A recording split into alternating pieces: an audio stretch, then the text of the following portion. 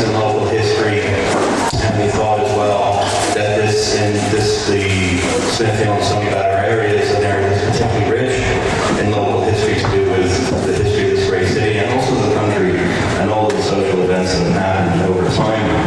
And we thought that would be a great resource as a way of getting people together, because obviously there's people who have been living in this community for generations, and there's people like myself and someone who's only just moved in the last few years. And in that sense, the idea of the history project would go to be engaging people, reaching across the generation, and then also reaching across, trying to make links across some of those boundaries between people being here for a long time and people who sort of only just arrived. But we are hoping to make this an open process, so we will be having an open meeting, which everybody who's interested in being part of the history project is very welcome to come along to and get involved. There are lots and lots of ideas about how we can do history in the community, and any ideas that you have, of course, are welcome. That's the whole idea of the whole process. We want it to be something that's, sort of the property of everyone, if you like. I'm going to give you the details of the when and where the open meeting is towards the end of the meeting, because I don't have them in front of me right now. But without further ado, I'm then going to go on and introduce our speaker today, who is Mary McAuliffe, and she's also, Angela's probably better at reading in the dark than I am. So you'll excuse me while I stumble through my notes here. Just a historian. She's a historian and lives in Stony Batter. And you're based in Trinity? No, UCD. UCD, right. Okay, so my notes are a little confused there. But anyway, she specializes in women's history, representation of women in Irish history, and lots of other things that I have written down here. I can't repeat. So I think probably the best thing for me to do now would be to be quiet and to pass the mic over to Mary and take it over there. Okay, can you hear me without the mic? Do I need it? I think some people are saying. Oh, right, okay. It's hard to be the mic and do the PowerPoint and do the paper. It's a great honour to be asked by the Smithfield in Stony Batter, or Stony Batter in Smithfield Local History Project, to be asked to speak on this, and it's of particular interest to me as a historian, but also as a historian of women in Irish history. I'm president of the Women's History Association, which I'm very proud of, so I thought I'd mention that. And also you can join us on Facebook as well. We're friends with the Stony Batter Smithfield Project too. And of course the Magdalene issue has been a very topical issue in the last year. So what I want to do today is look at a general history, a general overview, a sort of an introduction maybe for those of you who've just been reading about it in the paper, and give it a bit of context. But also look at three Magdalene Laundries that were in the north side of Dublin. Basically, I broadened the remit a little bit, and I'm going to look at Hyde Park in Drumcondra, Gloucester Street, now Sean McDermot Street, and of course the one that was included in the McAuliffe report, which had a long battle to get accepted as a Magdalene, the Stanhope St Laundry. So I also look at a sort of a different look at it from the point of view of how these were situated in their local communities, rather than a grand historical narrative. In the 90s, the first Magdalene Laundry was set up in Leeson Street in Dublin in 1767 by Lady Archibald Denny. It wasn't run by nuns. In fact, the first Magdalenes weren't run by nuns, and they were set up as asylums. And as Maria Lully said, these places were asylums, places of confinement, and the women who entered these dwellings were expected to spend at least some time bringing about their reformation. And they were places of rehabilitation, repentance. They were not places of incarceration as they become in the 20th century. And this is where a lot of the Magdalene history gets conflated and mixed up. Particularly those who would deny the histories of the 20th century Magdalenes. They talk about people coming and going, entering and leaving at will. And in fact, this is what happened in the 19th century, where the Magdalenes, women who were on the streets or who needed somewhere to stay, stay or who felt in need of safety went into these asylums in the same way that they went into workhouses in the 19th century. That's not to say they were easy places. It was a place of penance, it was a place of rehabilitation. Life, as Lily says, within these institutions was severely restricted and restrictive. Penance, prayer, work. And the work was done in the laundries because they were to be self-supporting institutions. 10 of these laundries were set up by Catholic orders over the course of the 19th century. 4 different Catholic orders ran these laundries. There were the Sisters of Mercy in Galway and in Dunleary, Dublin, the Sisters of Our Lady of Charity in Hyde Park and Sean McDermot Street. These are the ones I'll be talking about. And the Sisters of Charity here in Stanhope Street. They also ran Donnybrook in Dublin and Peacock Lane in Cork. And actually, it was the Good Shepherd nuns who ran most of the, or I suppose who concentrated mostly on running nightly laundries in Waterford, Wexford, Limerick, Cork. They also ran the laundry in Belfast. And we tend to forget, actually, that there were laundries north of the border as well, because, of course, they hadn't been included in the McAuliffe report or any restorative justice campaign. But hopefully they now will be, and there seems to be an attempt on the part of the Human Rights Commission in Northern Ireland to include them in any process up there. Magdalene Laundries were, as I said, places of rehabilitation. Who were the people that went into these? Well, they were daughters, mothers, sisters, aunts, nieces. They were mostly younger women. Some of them unmarried mothers, some of them working in prostitution, some of them just women who were put in there by their families, some, as we know in the 20th century from the McAuliffe report, put in by the state. But as you can see from this picture taken from Francis Finnegan's book, To Penance or Perish, a lot of these were very young girls. The McAuliffe report said the average age was, I think, around 23, but actually I would myself believe it was much younger, and that you have younger teenage girls going into these laundries quite a lot. They continued to expand and develop into the 20th century. And it is really the period from the 1920s to the last laundry closing in 1996 that I want to concentrate on, and particularly on the local communities around those laundries. So here you have a map of the Sean McDermot St Laundry, and I wonder, you can see it, it's marked there, Magdalene Asylum on the map. It was a large structure. A lot of these structures were campuses. They didn't just have laundries. They had a convent. Oftentimes they might have an orphanage. They might also have a school for girls and the laundry. So they were providing different services to communities, and they were very integrated into those communities. Sean McDermot Street, of course, or Gloucester Street as it was then, was in the middle of the district known as the Monto. So a very poor area in Dublin, an area where there was a lot of prostitution, a lot of brothels, an area which I will talk about later being closed down by Frank Duff and the Legion of Mary in the early 1920s, and how that affected the women of the local area. So these places were not apart from local communities. They were part of local communities. As you can see, there's a picture from the early part of the century of the Gloucester Street Magdalene. They were large, imposing structures, so in terms of architecture, they weren't hidden either. So we have to ask, the question is, how much do people know what was going on behind those walls? How much do people accept what was going on behind those walls? What is the deniability? And these are the questions I think local communities have to ask.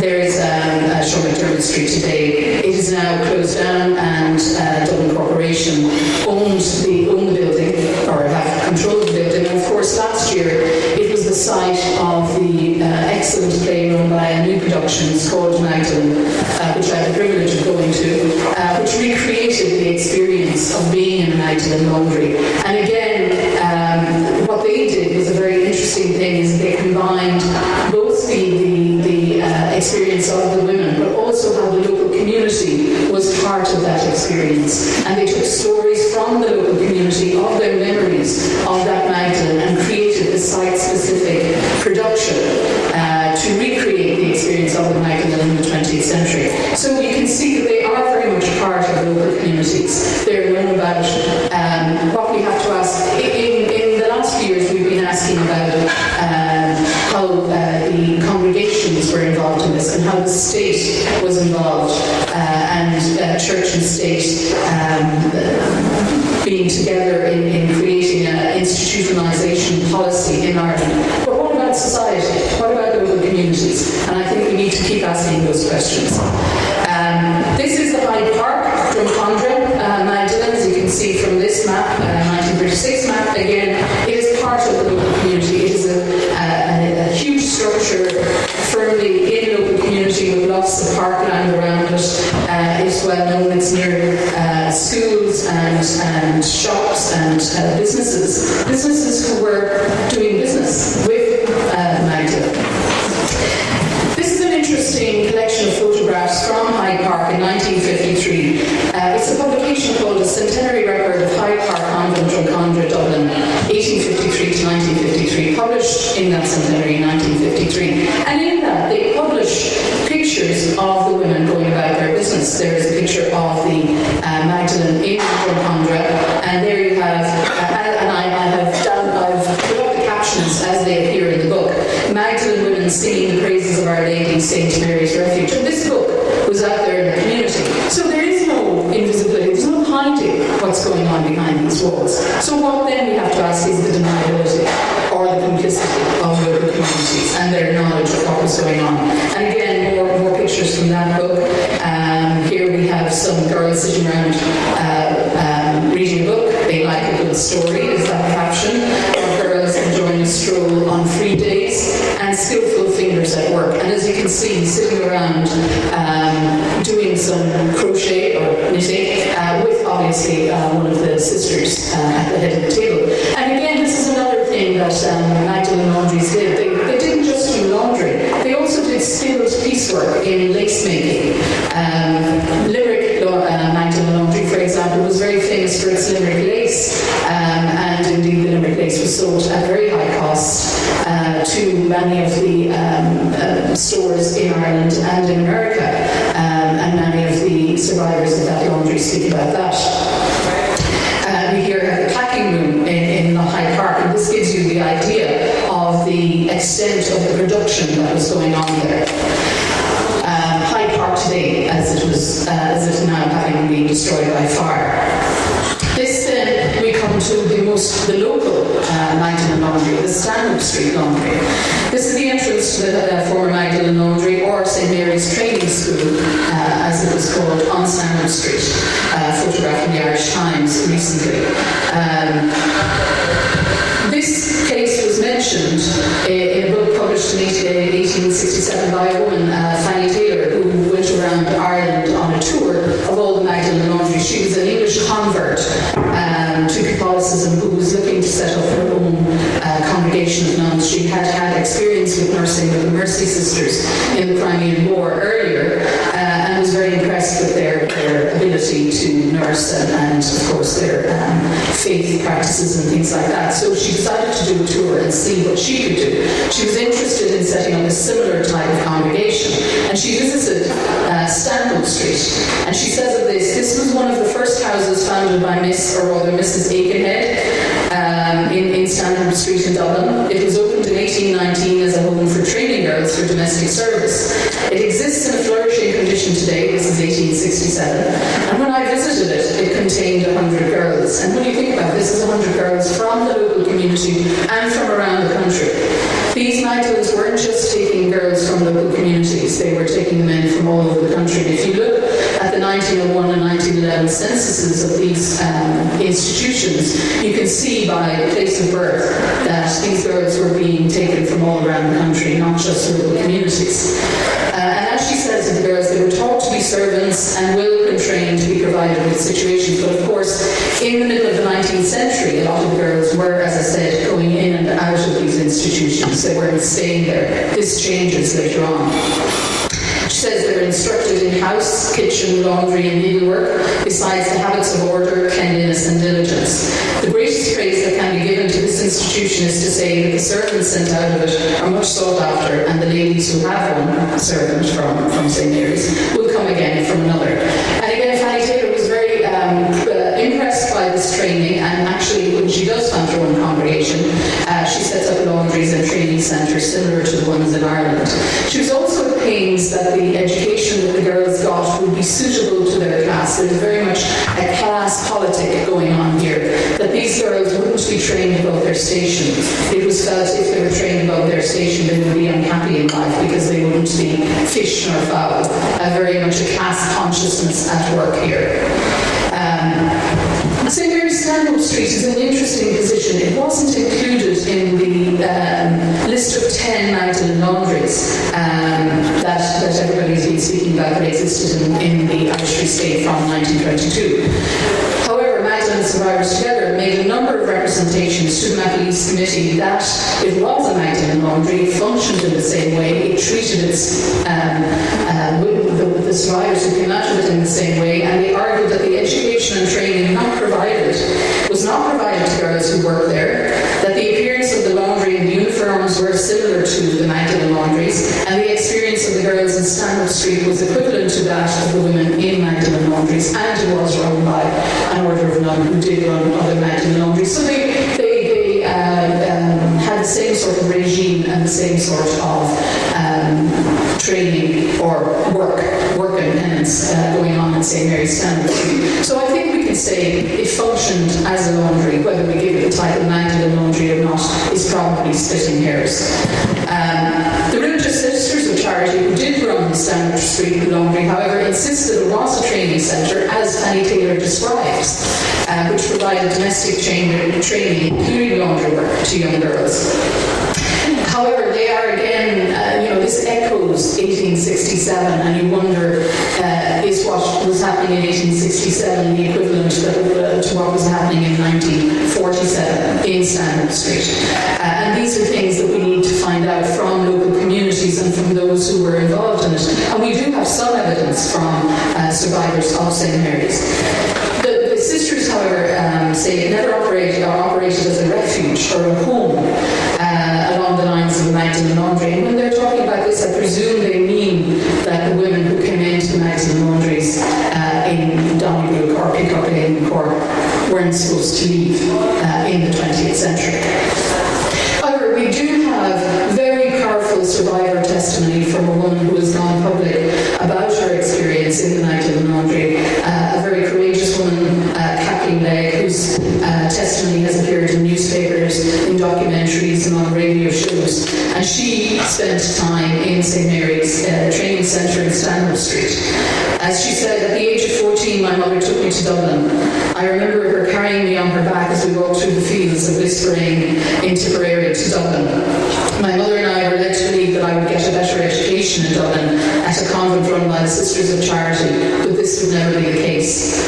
I remember arriving at the convent in Stanhope Street in Dublin. I was brought into a room, stripped naked and given a uniform.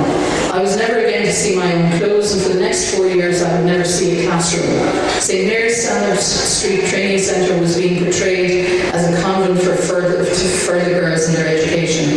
This was simply not the case. And this is fairly similar to a lot of testimonies that have been seen in the public domain from women who talk about being offered their parents, maybe if they had been offered further education in Magdalene's, and only to find that they never see the inside of the classroom. And as Kathleen Legg says, she scrubbed, polished, cleaned every inch of that building, working long hours in the laundry. She had her name changed, a very common thing that happened in Gloucester Street, Sean McDermot Street, and Hyde Park. She was known as number 27. It was an institution that generated an enormous amount of wealth, and at time there was very basic food for the women. It was dismal, and how she survived, she does not know. She was hungry and starving, had no privacy, no care, no love or support there. The nuns controlled you every moment, and they hated it if you took ill, as this meant you were holding up work that had to be done. We did the laundry for the big hotels, hospitals, companies, and other individuals. And again, this is showing that there was collaboration, there was business practices going on between the laundries and local communities and local businesses. And that is coming out again and again from the different laundries. It was hard work, which involved heavy lifting. And she talks about herself more about the fact that that hard work and that heavy lifting physically has had an effect as she's aging over the years, in terms of arthritis and bone pain and muscular pain, etc. In recent years, she has said she was told this place was not a Magdalene Laundry. I don't believe this because I was there. I shared a dormitory with girls in there. I worked in the laundry room morning and night, almost 365 days a year. So this testimony, it is one, but I'm sure there will be many more. Talk about Stanhope St Laundry in the same way, using the same language that we see many others talking in documentaries about other laundries that are given the term Magdalene. Now I want to talk about the idea of memory and the Magdalenes, and it's something as a historian woman I'm very interested in, because of course it's very hard to get records of women's history. Women's history is outside of the mainstream history record. You don't usually find the histories of women within primary source material and archives because they were not part of the political record or the governmental record or the diplomatic record. So you have to find a lot of time the histories of women in other spaces, in oral histories particularly, in memoirs, in diaries, in conversations, in local communities, in folklore. And this is why projects like the Stony Batter and Smithfield Oral History Project and Local History Project are so important. It's about collecting those stories so that they're not lost forever. And of course you have to remember all those who were involved in these Magdalenes, and even though the last one doesn't close until 1996, the Sean McDermot St Laundry, this population is aging. The nuns, the survivors, the local communities, people who remember them as and when they were operating. That memory is dying out, so it is very, very important to get it before it's gone from local communities particularly. And why is it, particularly around Magdalenes, there's been a lot of silence, a lot of misinformation, disinformation, a lot of people not wanting to talk about it, both those women who were part of the system and those who were in the surrounding communities, their families, the businesses who did business with the Magdalenes. And I think Senator Laura Connolly O'Brien gives a very interesting insight into why the shame and stigma would prevent people from talking, both those who were involved and those who were outside of the laundries. And she said, I do not think there was any member who was ignorant of what the stigma would mean to a girl if she mended her ways and had to spend the rest of her life in fear of terror, being charged with having interviewed been an inmate of St Mary Magdalene Asylum. She says it would be better for a girl to be sent to a jail than sent to a Magdalene, that the shame and stigma would have been too much.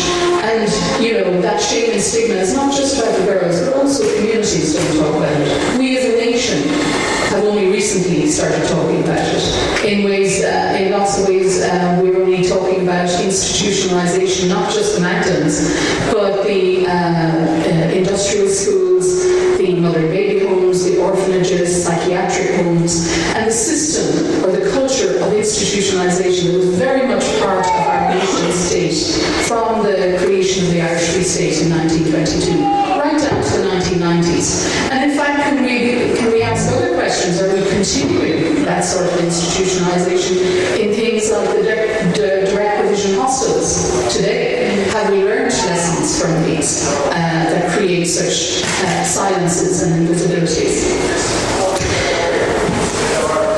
Taking words from Sentinel 2, as he said, it would be easy to dismiss all of this as a matter of concern only to professional historians like myself and others who are very interested in this idea and these ideas. But it goes to the heart of something much bigger, I think, collective notions of who we are. We as a nation colluded in this, we agreed with this, we signed up to this. So what is at stake is our ability to define our own reality. We've learned in the most painful way, principally from the Ryan Report and from industrial school system and the successful occlusion of some of the darkest aspects of Irish life, which allows us to lie about ourselves. Those lies are toxic, and I would agree with that. I think we need to stop the silences and the evasions and the illusion, the lies about why these places were there, saying that they were the only place that people could have gone, that they were a necessary part of Irish society. Why were they a necessary part? Who created the necessity? Was it the church? Was it the state? Was it society? Was it communities? And these are questions I think we need to keep asking. Orna Sullivan and Ian O'Donnell, in their book Coercive Confinement, suggest in relation to these places, these institutions, not just the Magdalenes, but all of them in this system of institutionalisation, that communities around them offer cool comfort to those who have the nerve and the wherewithal to flee. So even if the people who had been put in there got out, what succour and help in society would they get? And we know, again, from stories and from histories, that oftentimes they were taken back, not just by society, but by agents of the state, by the Gardaí, but also by people who turned them in, local communities. So how do we find these histories? Books, plays and documentaries render these institutions visible, and of course we've had things like Mary Raftery's work, the late great Mary Raftery's work on institutions. We've had the Magdalene sisters, we've had plays, and I think a lot of people, journalists, playwrights, writers, have perhaps been a little braver than historians in facing up to this issue. It's only now that historians are really beginning to grapple with it and come to terms with it. Survivor testimony also opens up these new avenues of information. So most of our survivor testimony comes directly from radio and TV. A lot of it is still out there and needs to be looked at. The plight of the penitents within the walls was an open secret, even though the general public was probably ignorant, although I don't know, were they really ignorant about the details of life behind the convent walls? So we have to ask, what could the public have known? Is there any way they could have known what was going on behind the convent walls? We do know, for example, their books published gave details about what was going on behind convent walls, and this is a book from 1902 which tells us about Our Ladies in Hyde Park in Drumcondra, where there were 65 nuns at the time, and it said the institution is perhaps the largest and most lucrative public laundry in the city of Dublin. Its vans are to be seen delivering, washing and collecting money in all parts of town. So obviously their vans were known because of business. People were dealing with it. Local people were dealing with it. It is the Magdalene Asylum in which it is stated there are 210 penitents giving their service free until the nameless graves in the cemetery claim their poor bodies. This order works another Magdalene Asylum in Lower Gloucester Street within the Mecklenburg Street area, in which there are 13 nuns who keep 90 fallen women at work at a profitable laundry business. So you can look at the language being used here about the women in this book in 1902. That is the attitude to the women. There's an acceptance that this was a business, that they were doing it for the good of the women who were in the laundry. Is this the type of acceptance that was prevalent in society at the time? We need to ask questions of that society. In 1922, Frank Duff estimated that there were 200 girls working in Monto, which was around the Gloucester Street Magdalene. This had been reduced to 20 to 40 by 1925. Many of those who had been forced out of business by Frank Duff and the Legion of Mary ended up in the Magdalene Laundry, knowingly, and this was known by the Legion of Mary and by the local communities. However, the women themselves did not really want to end up there, and it is telling that women convicted of prostitution often expressed a preference to go to Mountjoy for 6 months, rather than Magdalene Laundry, where the incarceration could be much longer, and in some cases indefinite. So people knew when women were going into these Magdalene Laundries that perhaps they weren't coming out again. So that knowledge was current in the communities and in society. However, we as historians and local communities and those of us interested in the subject have to ask these painful questions. And as Dermot Keogh says, it may be very painful to accept the fact that industrial schools and Magdalene Laundries were convenient institutions in which to lock away many of the darker secrets of not-so-perfect Christian Ireland. But we have to undergo this painful examination of public complicity and of complicity in local communities. And just to give you a few more examples of how we know the local communities did know quite a lot about what was going on in the Magdalene Laundries. On Sunday, the 2nd of April 1912, or 1911, when the census was being taken, there were a number of preachers speaking in Dublin that day. And Reverend Thomas O'Brien came from Cork to preach a special sermon to appeal for donations from the Catholics of Dublin for St Mary's Training Centre and School in Stanhope Street, Dublin. That institution, which had been founded in the early 1800s, was the home of 113 girls. So even the number of girls was known, many of whom had been orphaned. And we know from testimony of Kathleen Legge, she wasn't orphaned. In the course of the sermon, Father O'Brien outlined how the nuns had trained the girls in laundry and sewing before securing positions for them in wider society once they came of age. So these sermons were being preached at Sunday Masses throughout the city, and this was not the only one. We know from the ledgers that are available, and just to mention, the records of the congregations who ran these laundries are not actually available. They are private records, they're not in the public domain. So any records after 1900 are not available to the public. So this is why the oral histories and community histories are so important. Who knows when these records may be opened up? They may never be opened up, or whether they still exist. However, some stray records, and this was a rescued ledger from Hyde Park, Magdalene, show payments for services to local businesses, including the Gresham Hotel, or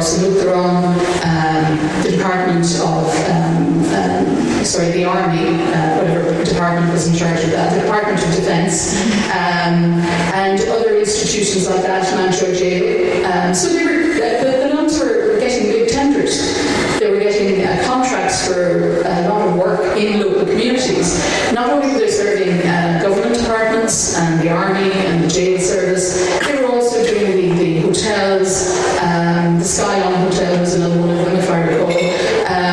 But they were also dealing with big houses and people who sent their laundry in, individuals who sent their laundry in.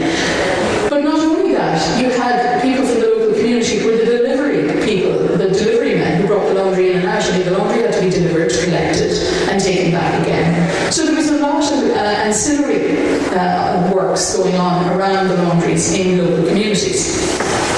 There was also appeals over and over again in local newspapers. This is the Freeman's Journal from 1923, a Magdalene Asylum in Gloucester Street appeal for funding, because the Magdalenes were always claiming to be in debt and they needed more funding to protect the penitents, as they call the women, and to run the laundries. As you can see here, in 1934, it called for donations through requests from the Gloucester Street Magdalene, that people who were making their wills, that they might remember these institutions in their wills. And these ads appeared in newspapers, they appeared in books, they appeared in brochures. They were, you see, as part of the normal function of looking for money from the local community and those who could afford to give and contribute to the running of the Magdalene Laundries. I haven't got this on screen, but I do recall seeing one that the Galway Magdalene Laundry took an ad out congratulating Ashford Castle on, I think they were award-winning cuisine at the time, they were running an award-winning restaurant, and reminding them that they were doing the laundry for Ashford Castle, and anybody else who'd like to have their laundry done by the laundry who supplied such good laundry there could apply to Magdalene and Galway. So the laundries were being run as fully functional commercial institutions. And any commercial institution in a local area is going to impact on the local area in all sorts of ways. Commercially, they are big institutions, they are being supplied by local businesses. So what do the communities know? What are they seeing? Again, radio appeals on behalf of Hyde Park Magdalene, the Irish Times in 1945, talking about the problem with Magdalene asylums and the fact that they needed more money, and this was, they needed money to run, and it's more necessary today in 1945 than it was in any other time. So we're talking about the mid-20th century here. So this means society, communities knew what was going on. They knew to a degree what was going on. And then, like, the women did appear in public. This is a very famous picture that has appeared again and again in many newspapers since since the discussion about Magdalenes has been going on in the last few years, of laundry residents parading down Gloucester Street in the 1950s, and there they are being escorted down the street by the Garda Síochána. So people on the side, you can see little kids off to the side seeing this going on. This is probably a Legion of Mary parade, and they were probably going to church. So the community saw these women. They weren't completely invisible. They were largely invisible, but not completely invisible. Their operation wasn't completely invisible. The businesses weren't completely invisible. And in fact, probably added to the financial viability of local communities in certain ways, because I'm sure the convents would have been buying their local produce they needed to feed the women in local communities, etc., etc. So they were contributing to the communities. And in another more horrible way, they were contributing to the communities in that a lot of young girls from those communities were being pushed in these Magdalenes. How they were being put in is a more complicated question, or a complicated answer is needed to that question. Some via state means, some by families, some by other means. So families knew where their daughters were, communities knew where their daughters were. Marie Luddy notes that the perception of Magdalene asylum in the 20th century is extremely negative, and that without access to the records for that period, only oral histories provide a standard by which to consider them.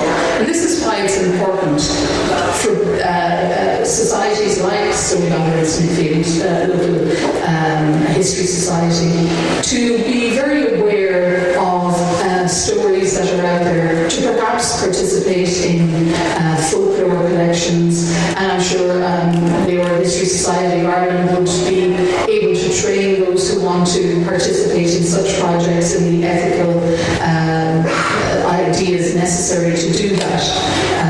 I know Mary McAuliffe is here, so I'm offering your services. I hope you don't mind. So you have to create an archive. As I said in the beginning, these stories are hard to get. The histories of the Magdalene are hard to get. The congregations have the records, and historians can't get at them. They have been closed down. There are certain records in the public archive records, government record, criminal records, legal records, police records. There are newspapers, as you see. There's visual media, there's photographs, there's literature, plays, documentaries, etc. Most importantly, oral histories and memoirs of survivors, sisters, local communities, businesses who use the Magdalenes are necessary.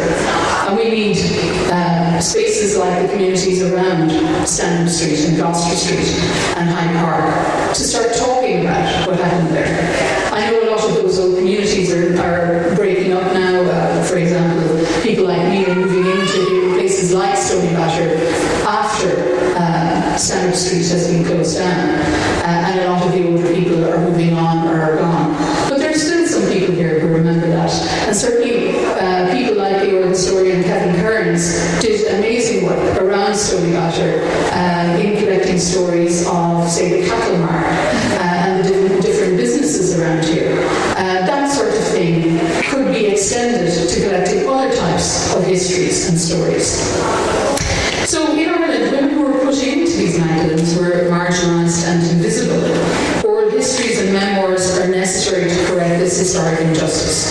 So the complicity of the religious organisations, of state and of wider society, and I think we need to complicate the histories. It wasn't just the nuns, and they have been very much demonised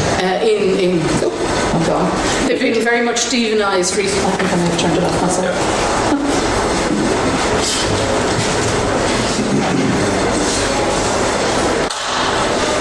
Anyway, I'll continue. The nuns have been very much demonised as part of the story.